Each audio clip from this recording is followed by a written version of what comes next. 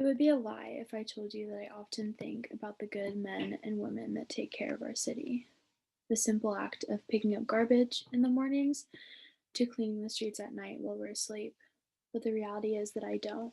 And I know most of you don't either.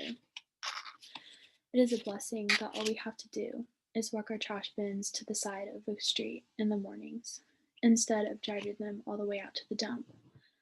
Oftentimes, we take for granted the fact that somebody else does this for us. Over the past weeks and months, I've been noticing a lot of construction and a lot of street cleaners. And it's come to my attention that these jobs are almost never talked about.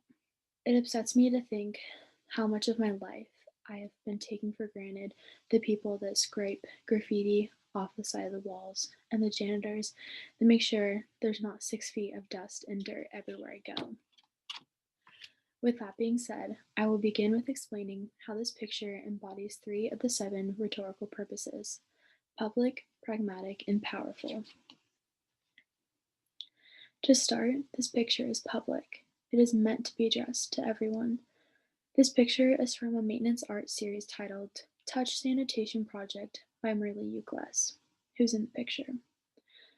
The idea of the project is to focus on the sanitation workers in New York City and to shine light on the men and women who work tirelessly to keep the city clean.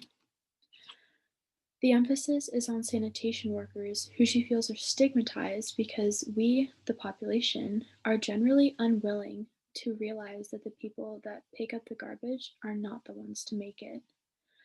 Merle's work is a call to all of those who work in sanitation and also those who don't, to bring awareness to all that these jobs are just as important as any other work.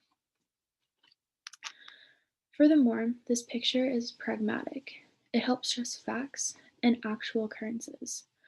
For a long time, there's been a stigma surrounding blue collar jobs like those of sanitation. But the question is why? These jobs are just as necessary and they help to maintain the things we love and we use every day. In an article titled Stop Stigmatizing the Term Blue Collar, it goes into detail about parents who used to have blue collar jobs and how they have helped create and maintain the stigma. It says they envision college as a pathway to greater and cleaner success than what they had achieved. Through maintenance art Merle has performed, she has brought awareness to the importance and value of these workers because she was once one herself. Lastly, this picture is powerful. It has the potential to persuade us and alter our perception in more than one way. The main point, as I have gone over, is to reveal the importance of maintenance workers and all they do. But in doing so, she has also changed the whole idea of art. Merle states in her manifesto, "Everything I say is art. Everything I do is art." As an artist myself, this was a huge turning point. Understanding that now everything can be art has made me look at everything as though it is art. Even things that are temporary have meaning and a sense of beauty.